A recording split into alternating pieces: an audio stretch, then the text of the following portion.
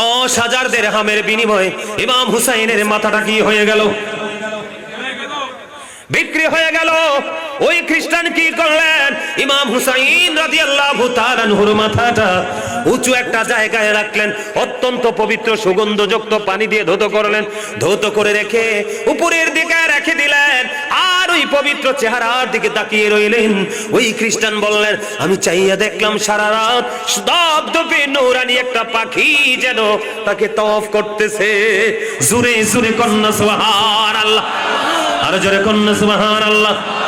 বন্ধুরে আমার, ধীরে ধীরে ধীরে ধীরে ওই রাত পুহিয়ে গেল। ইয়াজিদ বাহিনী কি করলেন? ইয়াজিদের কাছে বন্ধু ইমাম হুসাইনের পবিত্র এই মাথাটা নিয়ে গেলেন। ওই ইমাম হুসাইনের দাঁতের মধ্যে, পবিত্র দাঁতের মধ্যে ইয়াজিদ একটা তলোয়ার দিয়ে আঘাত করতে করতে বলতে লাগলো, আমার আওলাদের হত্যার প্রতিশোধ আমি নিয়ে নিলাম। জোরে জোরে কন্যা নাউজুবিল্লাহ। দাঁতের মধ্যে যখন আঘাত করতেছিল তখন একজন সাহাবী এখানে উপস্থিত ছিলেন। তিনি বললেন, এই ইয়াজিদ, তুমি কি গুস্তাখি করছো? কি বেয়াদবি করছো? তুমি কি আচরণ করছো? ইমাম হুসাইনকে আমার রাসূল চুমু খেয়েছে। জোরে জোরে কন্যা সুবহানাল্লাহ। রোম সাম্রাজ্যের একজন খ্রিস্টান ছিলেন। কোন সাম্রাজ্যের? রোম সাম্রাজ্যের একজন খ্রিস্টান ছিলেন। ওই খ্রিস্টান এই দৃশ্য যখন দেখলেন, আরেকবার বলেন না নাউজুবিল্লাহ। ইমাম হুসাইনের দাঁতের মধ্যে যখন আঘাত করতেছে আর বিরূপ মন্তব্য করতেছে, তখন ওই খ্রিস্টান একটা ডাক দিয়ে বলল, রে ইয়াজিদ, তুই কেমন করে পারলি রে ওই রাসূলের কলিজার টুকরার সাথে এমন ব্যবহার করতে? নাউজুবিল্লাহ বলেন না। এই খ্রিস্টান বলতেছে, আমার দিকে তাকান, কয় আমরা, আমাদের কাছে ঈসা নবীর ঘোড়ার খৌর আছে একটা। কি আছে? কথা বলেন না কেন? ঈসা নবীর ঘোড়ার একটা খৌর আছে। এইটাকে আমরা অত্যন্ত, প্রতি বছর আমরা অত্যন্ত সম্মানের সাথে স্মরণ করি। আর তুমি তোমার নবীর কলিজার টুকরাকে হত্যা তো করেছো, শহীদ তো করেছো, আবার তার সাথে বিরূপ মন্তব্য আচরণ করছো। জোরে জোরে কন্যা নাউজুবিল্লাহ। বন্ধু, কারবালাটা যে হলো, ও বন্ধু, আমির মুয়াবিয়া। কে? আমির মুয়াবিয়া ইয়াজিদের বাপ। ইয়াজিদের বাবার কাছে বিভিন্ন ভাবে প্রস্তাব আসতে থাকলো যে আপনার পরবর্তী স্থলাভিষিক্ত করে যান ইয়াজিদকে। নাউজুবিল্লাহ বলেন। কারণ এটা সাহাবায়ে কেরামের নিয়ম নীতি না। কথা বলেন না কেন? আবু বকর তার পরবর্তী জেনারেশনকে চিহ্নিত করে নাই, হযরত ওমরও করে নাই, ঠিক কিনা বলেন? তাহলে আমির মুয়াবিয়া যেটা করতে চায় এটা পুরোপুরি কোরআন হাদিস বিরোধী, আমার নবীর আইনের পরিপন্থী, ঠিক কিনা বলেন? এখন আপনি আমি তো মানছি না। ইমাম হুসাইন কেমন করে মারবে? তিনি জান্নাতের সরদার, তিনি জান্নাতের লিডার। বন্ধুরে আমার, দেখতে দেখতে আমির মুয়াবিয়া পৃথিবী থেকে শেষ হয়ে গেল, বিদায় হয়ে গেল। আমির মুয়াবিয়া যখন শেষ হয়ে গেল বন্ধু, আমির মুয়াবিয়া যখন শেষ হয়ে গেল, শেষ হয়ে যাওয়ার পরে এদিকে তাকান, আমির মুয়াবিয়ার মৃত্যুর খবর ওই ইয়াজিদ বাহিনী গোপন করে দিল। গোপন করে ইমাম হুসাইনকে ইয়াজিদের হাতে বায়াত করার জন্য, চাপ সৃষ্টি করার জন্য মদিনার গভর্নর মারওয়ান ইবনে হাকামের কাছে চিঠি পাঠিয়ে দিলেন। এখন মারওয়ান ইবনে হাকাম কি করলেন? ও বন্ধু, ওনার কাছে যখন চিঠি পাঠালো, উনি সেই চিঠি বর্ণনা করলেন, কিন্তু উপস্থিত আহলে বাইতের পক্ষের, সত্যের পক্ষের সাহাবীরা বিরোধিতা করলো। দেখতে দেখতে দেখতে দেখতে একটা পর্যায়ে ইমাম হুসাইনকে ডাকা হলো। কিসের জন্য জানেননি? খেয়াল করেন, মানে দেখবেন এই যুগেও ইয়াজিদ বাহিনীর তারা কিন্তু এইভাবে কাজ করে, অনেক সত্যকে গোপন করে আপনার সামনে কিন্তু একটা এমন ভাবে ফোকাস দিবে আপনার কাছে মনে হবে পুরোপুরি সত্য, কিন্তু আসলে এটার ভিতরে অসংখ্য মিথ্যা, ঠিক কিনা বলেন? আমি বলেছিলাম, খেয়াল করেন, ইয়াজিদ মানে হলো কি, ভিতরে একটা বাহিরে আর একটা। যেমন ভিতরের বাহির, যেমন মুখে হলো ইসলামের প্রেমের কথা, আর অন্তরে হলো ইসলামকে ধ্বংস করার পায়ে তারা। এবার বন্ধু কি করলেন? ইমাম হুসাইনকে ডাকলেন। ডাকার পরে বন্ধু ওয়ালিদ বিন উকবা এবং মারওয়ান ইবনে হাকাম তারা একটা কামরার মধ্যে ডাকলেন। ইমাম হুসাইন রাদিয়াল্লাহু তাআলা আনহু ওনার সঙ্গে কিছু যুবককে নিয়ে গেলেন। নিয়ে যাওয়ার পরে যুবকদেরকে বাইরে রাখলেন। কোথায়? বাহিরে রাখলেন আর উনি ভিতরে গেলেন। যাওয়ার পর ওনাকে বললেন বায়াত গ্রহণ করার জন্য। তিনি না করে দিলেন। কি করে দিলেন? তিনি না করে দিলেন। না করে তিনি বীরের মতো তিনি বের হয়ে যাচ্ছিলেন। মারওয়ান ইবনে হাকাম একটা ডাক দিয়ে বলেন, ওয়ালিদ বিন উতবাকে একটা ডাক দিয়ে বললেন, তুমি তাকে আটকাও, কারণ তাকে যদি আজকে তুমি ছেড়ে দাও আর কখনো তাকে এইভাবে তুমি খুঁজে পাবা না। ওয়ালিদ বিন উতবা ছিলেন নবীর আহলে বাইতের প্রতি একটু সফট, সুবহানাল্লাহ বলেন না, একটু প্রেমময় ছিল। কি ছিল? একটু প্রেমময় ছিল বন্ধু। এরপরে কি করলেন? ইমাম হুসাইন বের হতে লাগলেন। এবার মারওয়ান ইবনে হাকাম বললেন এখনই হত্যা করার জন্য। কিন্তু বন্ধু, নবীর কলিজার টুকরা, যিনি খাবার আপেল চাইলে যার জন্য আপেল জান্নাত থেকে চলে আসে, সুবহানাল্লাহ বলেন না। একটুখানি কি বলবো, ইমাম হুসাইন কেমন? চাইলে কি ওনাকে শহীদ করা যায়? ইমাম হুসাইন একদিন ছোট্ট মাঝখানে অ্যাড করে দেই বন্ধু। ইমাম হুসাইন ছোট্ট মা খাতুনে জান্নাত ফাতেমার গলা জড়িয়ে ধরলেন। মা, মা গো, আমি আজকে একটু খেলতে যাব, খেলা শেষ করে আসার পরে আমাকে তুমি আপেল দিতে হবে। মা খাতুনে জান্নাত বললেন, যাও বাবা, যাও যাও, তুমি খেলা শেষ করে আসো, তোমাকে আমি আপেল দিব। মায়ের কাছ থেকে প্রতিশ্রুতি পাইলেন। পাওয়ার পরে ইমাম হুসাইন একটু সময়ের জন্য গেলেন, কিন্তু ওনারা তো দুনিয়াতে খেলার জন্য আসে নাই। কিন্তু তখন তো বন্ধু তিনি ছোট। এবার যখন খেলা শেষ করতে গেল, খেলতে গেল, এবার মা ফাতেমার হঠাৎ করে মনের মধ্যে চিন্তা আসলো। হঠাৎ করে মা ফাতেমার মধ্যে চিন্তা চলে আসলো যে আমি আমার সন্তানকে, আমি আমার কলিজার টুকরাকে বলেছি আপেল খাওয়াবো, কিন্তু এখন তো মদিনার কোথাও আপেল খুঁজে পাওয়া যায় না, এখন তো আপেলের সৃজন না।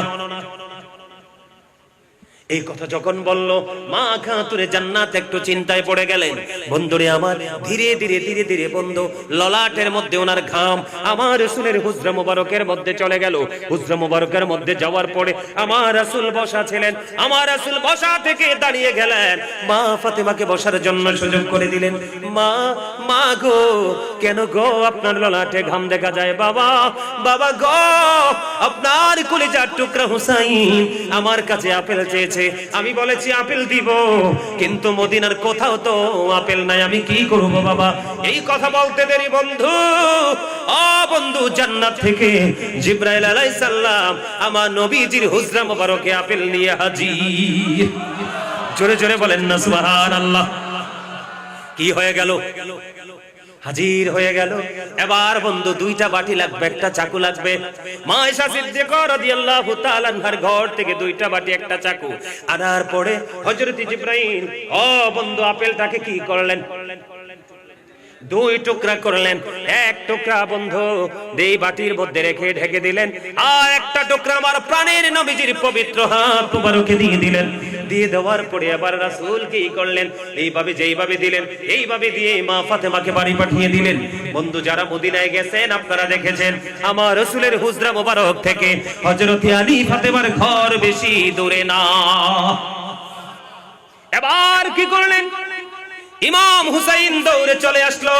আসার পরে মা ফাতেমা আপেল খেতে দিলেন। মা গো, এত মজার আপেল আপনি কোথায় পেলেন? জীবনে কোনোদিন তো আমি এত মজার আপেল পাই নাই। বন্ধু আপেলটা দেখতে দুনিয়ার আপেলের মতো, কালারটাও দুনিয়ার আপেলের মতো, কিন্তু স্বাদ হলো জান্নাতি। সুবহানাল্লাহ বলেন না। এবার কি করলেন? জিবরাইল যেভাবে বললেন একটা বাটি দিয়ে ঢাইকা দিল বন্ধু। এবার আপেল খাইলেন। খাওয়ার পরে বললেন এত মজার আপেল কোত্থেকে আল্লাহ? তোমার নানার কাছে আল্লাহ পাঠিয়ে দিলেন।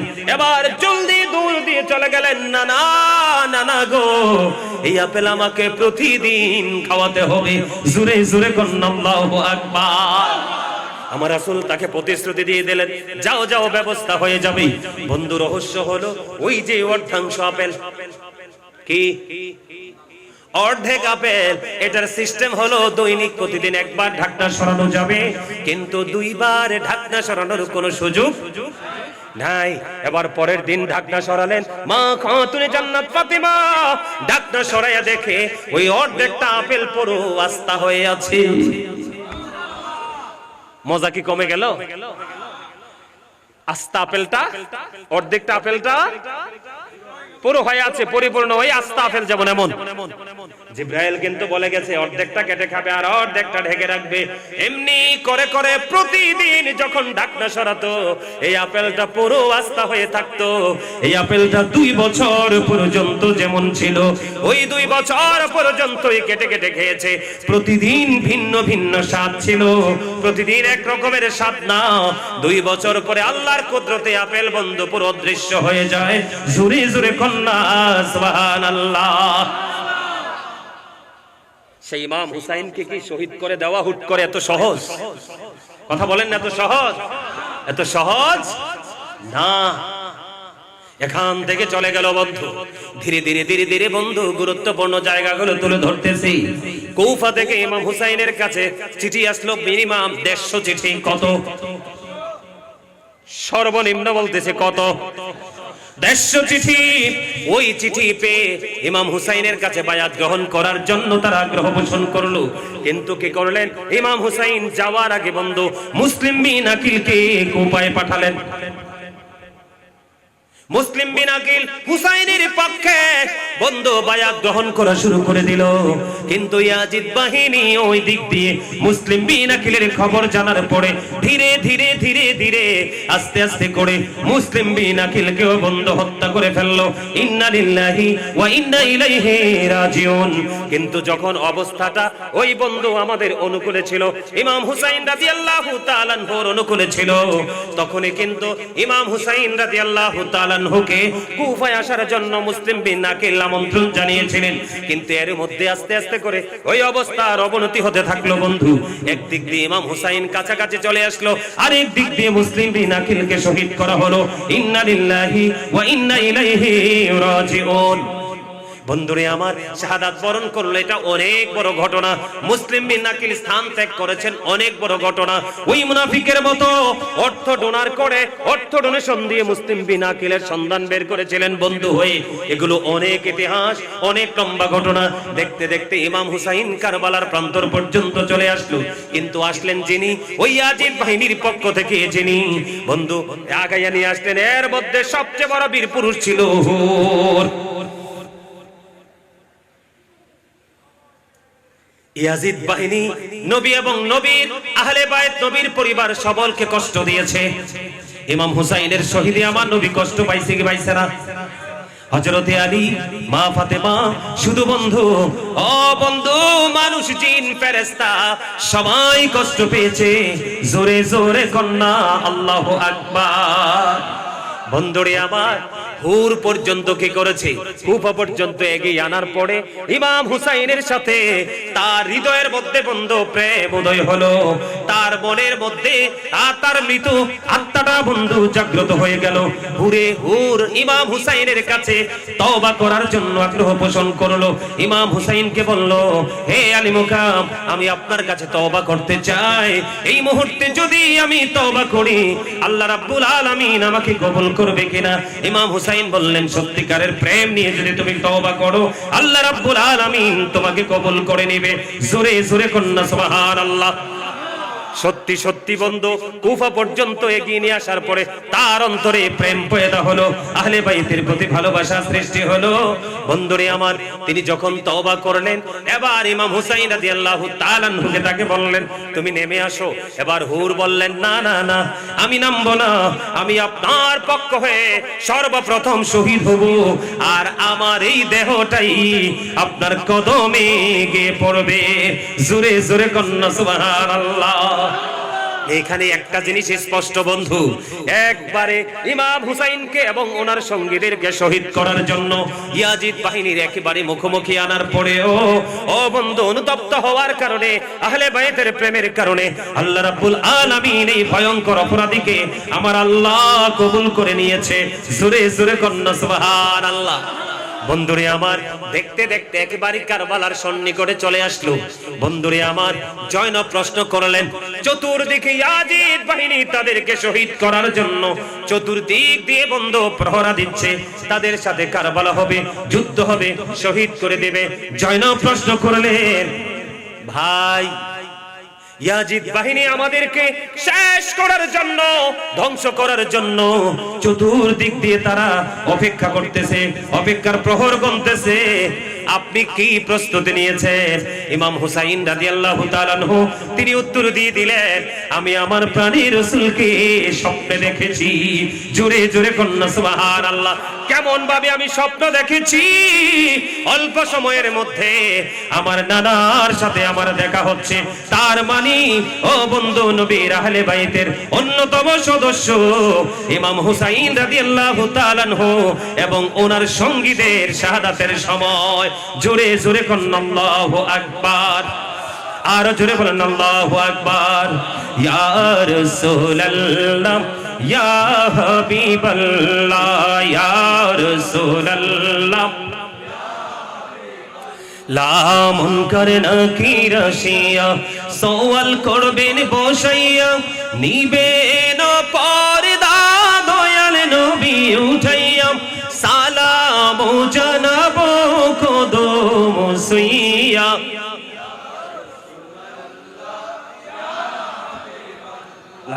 ইয়া রাসূলুল্লাহ,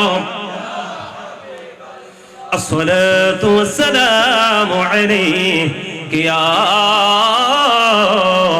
রাসূলুল্লাহ। জোরে জোরে বলেন আলহামদুলিল্লাহ। দেখতে দেখতে দেখতে দেখতে অনেক কিছুর পরে একেবারে মুহররমের 10 তারিখে একেবারে শাহাদাতের ধার প্রান্তে নবীর আহলে বাইতের অন্যতম সদস্য ইমাম হুসাইন রাদিয়াল্লাহু তাআলা আনহু সহ ওনার সঙ্গীরা। বন্ধুরে আমার, ইমাম হুসাইনের সঙ্গীদের যুদ্ধ হলো। যুদ্ধ করতে করতে করতে করতে একক যুদ্ধ শুরু হয়ে গেল। এদিকে তাকান। একক যুদ্ধ যখন শুরু হলো, সর্বপ্রথম আলী আকবর যুদ্ধের ময়দানে যাওয়ার জন্য প্রস্তুতি নিলেন। সর্বপ্রথম আলী আকবর যখন যুদ্ধের ময়দানে যাওয়ার জন্য প্রস্তুতি নিলেন, গিয়ে বন্ধু যুদ্ধের ময়দানে তিনি অনেকক্ষণ যুদ্ধ করলেন। যুদ্ধ করতে করতে তিনি পানির পিপাসা লাগছে। পানি তো এমনি নাই, ফুরাত নদীর পানি তো এমনিতেই বন্ধ। ইয়াজিদ বাহিনী তো নবীর, যেই নবীর কারণে আল্লাহ রাব্বুল আলামিন কুল কায়নাত সৃষ্টি করেছেন, সব সৃষ্টি করেছেন, সেই নবীর কলিজার টুকরার জন্য ফুরাত নদীর পানি বরাদ্দ বন্ধ করে দিয়েছে কে? ইয়াজিদ বাহিনী। নাউজুবিল্লাহ বলেন না, আরো জোরে বলেন। যুদ্ধের ময়দানে গেল, যুদ্ধ করতে করতে করতে করতে তারপরে বাবার কাছে ছুটে আসলেন, বাবা গো আমাকে একটু পানি দাও। আলী আকবর যখন বললেন, এবার ইমাম হুসাইন রাদিয়াল্লাহু তাআলা আনহু একটা ডাক দিয়ে বলল, বাবা বাবা গো, আমার যখন প্রায় সময় পানি যখন চাইতাম, আমার যখন আমার নানার কাছে পানির কোনো ব্যবস্থা থাকতো না, আমার নানা আমার দিকে নানার জিহ্বা মোবারক বের করে দিত, আমি আমার নানার জিহ্বা চুষে প্রশান্তি পেতাম। জোরে জোরে কন্যা সুবহানাল্লাহ। বাবা বাবা গো, তুমি যেমনি ভাবে পিপাসায় কাতর, ঠিক তেমনি ভাবে আমারও পিপাসা।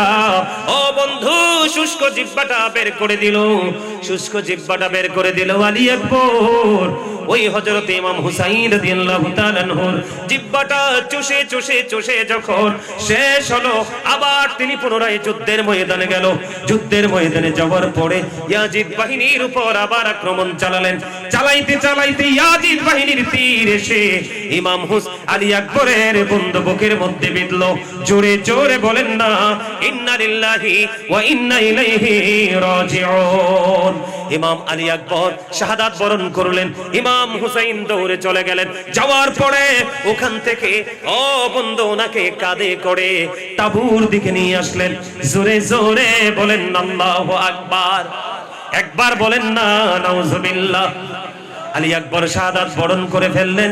এবার আহলে বাইতের বন্ধু অন্যতম সদস্য আরেকজন বের হয়ে আসলো, হযরতে হাসান রাদিয়াল্লাহু তাআলা আনহুর কলিজার টুকরা হযরতে কাসিম রাদিয়াল্লাহু তাআলা আনহু।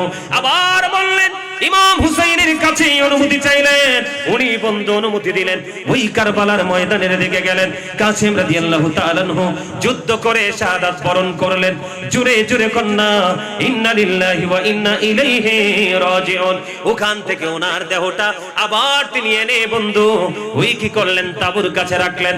তাবুর কাছে রেখে ও বন্ধু তিনি কি করলেন, বসে বসে ভাবতেছেন। ঠিক এমন সময় কাসিম রাদিয়াল্লাহু তাআলা আনহুর ইন্তেকালের পরে বন্ধুরে আমার ওই হযরতে আলী আসগর শাহাদাত বরণ করেছে। ছোট্ট শিশু ছিল, এই না, একেবারে ছোট্ট শিশু। আলী আসগরকে তীর মারলো, তার জীবনটা নিয়ে নিল। জোরে জোরে কন্যা নাউজুবিল্লাহ, আরে আরো জোরে কন্যা নাউজুবিল্লাহ।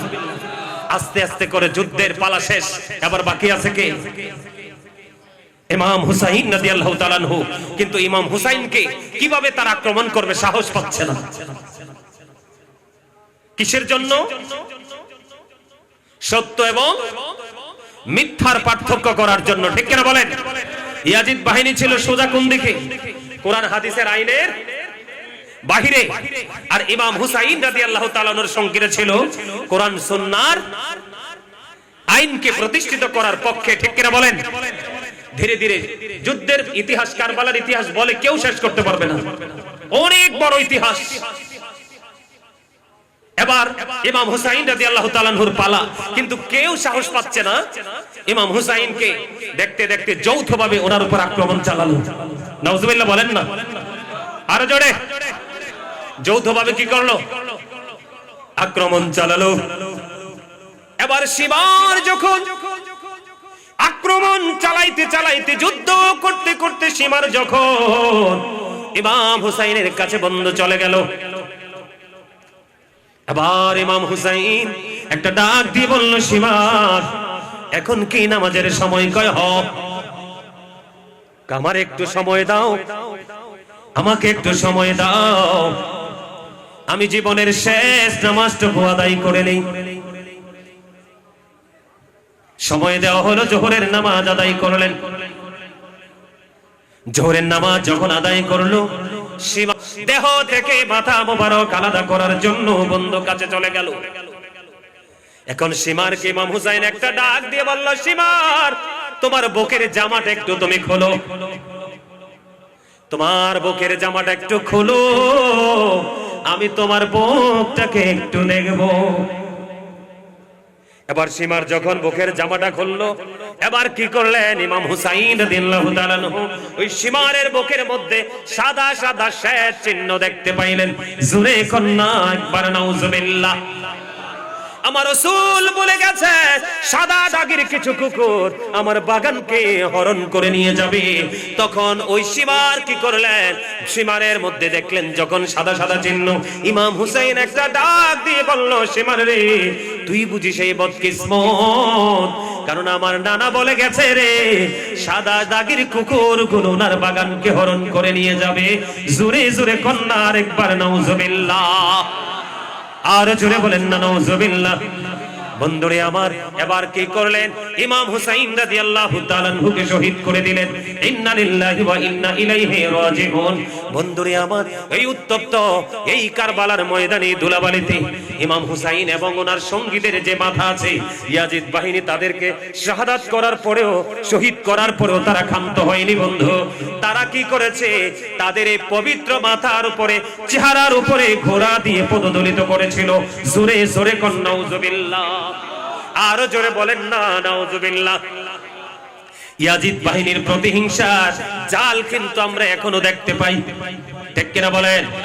আমাদের যে আল্লামা শহীদ নুরুল ইসলাম ফারুকী মাদ্দাজিল্লাহুল আলীকে হত্যা করা হয়েছিল, ঠিক ওই কারবালা থেকে কোনো অংশেই বন্ধু কম ছিল না, ঠিক কিনা বলেন? আমার দিকে তাকান, আমি দেখাই আপনাদেরকে। বন্ধুরে আমার, এই যে দেখেন দাগ আছে, দেখেন আসেনি, এই যে দেখেন আসেনি, আমার এই শরীরের মধ্যে অনেক দাগ। বন্ধু, ইয়াজিদ বাহিনীর আক্রমণ বড় ভয়ঙ্কর, ইয়াজিদ বাহিনীর অত্যাচার। আমার এই হাঁটুর মধ্যে, শরীরের মধ্যে অনেক দাগ। বন্ধুরে আমার, এক মাহফিলে গেলাম, নবীকে যখন বললাম নূর, কে?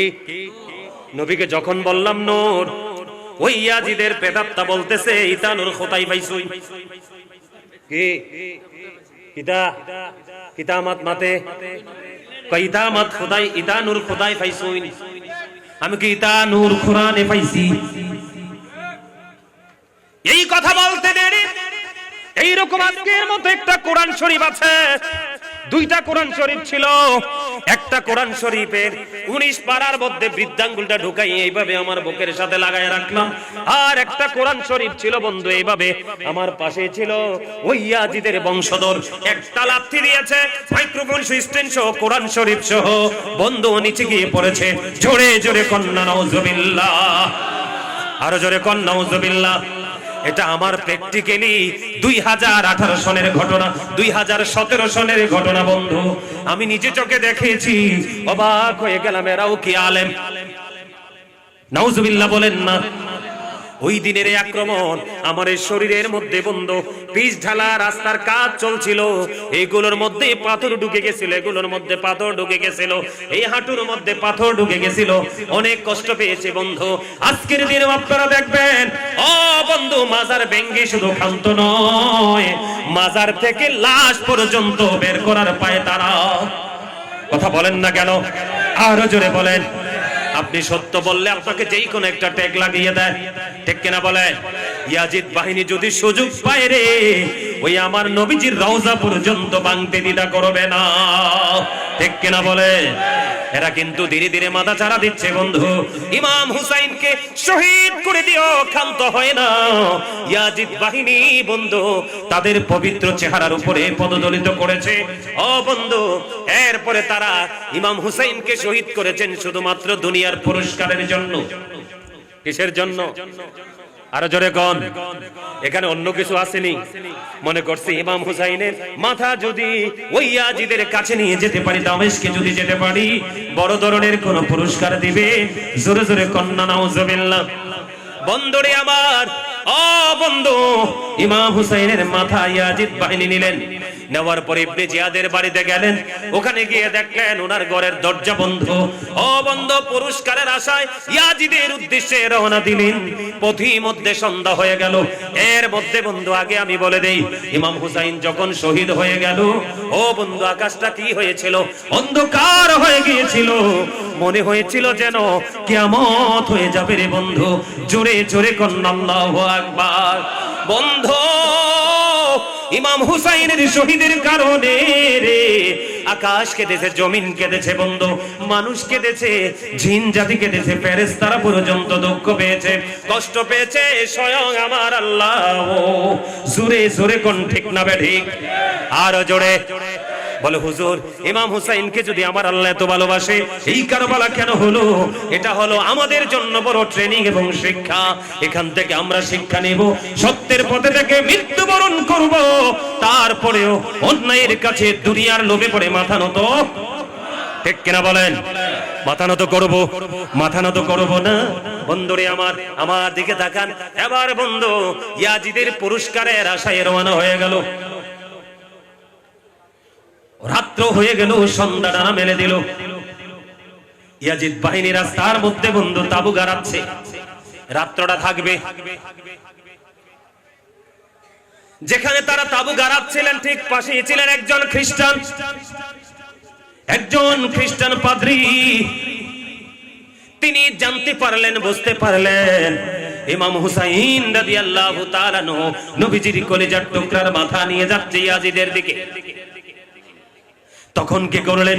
ওই খ্রিস্টান পাদ্রী একটা ডাক দিলেন, আমাকে শুধু আজকে রাতের জন্য নবীর কলিজার টুকরার মাথাটা শুধু আমাকে আজকে রাতের জন্য দাও, তার বিনিময়ে আমি তোমাদেরকে দেব 10,000 দিরহাম। তারা রাজি হয়ে গেছে। কি হয়ে গেছে? রাজি হয়ে গেছে। এই যে নবীজির কলিজার টুকরা ইমাম হুসাইন রাদিয়াল্লাহু তাআলা আনহুর মাথাটা, ও বন্ধু, জান্নাতে যুবকদের সরদার, জান্নাতে যুবকদের লিডার, যিনি ওনার মাথা 10,000 দিরহামের বিনিময়ে আজকে রাতের জন্য খ্রিস্টানকে দিয়ে দিলেন। যখন খ্রিস্টানকে দিয়ে দিলেন, শেষ করে দিচ্ছি,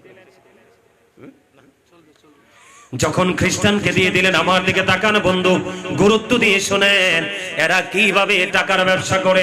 আপনারা দেখবেন এখন কিছু মানুষ বন্ধু ইসলামের নাম নিয়ে, ইসলামের লেবাস নিয়ে বাংলাদেশে নির্বাচন করতে চায়।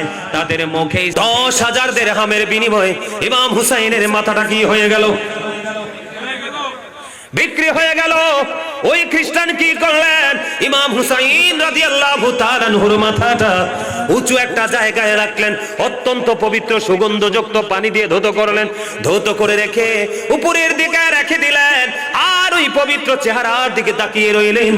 ওই খ্রিস্টান বললেন, আমি চাইয়া দেখলাম সারা রাত দপদপে নূরানি একটা পাখি যেন তাকে তওয়াফ করতেছে। জোরে জোরে কন্যা সুবহানাল্লাহ, আর জোরে কন্যা সুবহানাল্লাহ। বন্ধুরে আমার, ধীরে ধীরে ধীরে ধীরে ওই রাত পুহিয়ে গেল। ইয়াজিদ বাহিনী কি করলেন? ইয়াজিদের কাছে বন্ধু ইমাম হুসাইনের পবিত্র এই মাথাটা নিয়ে গেলেন।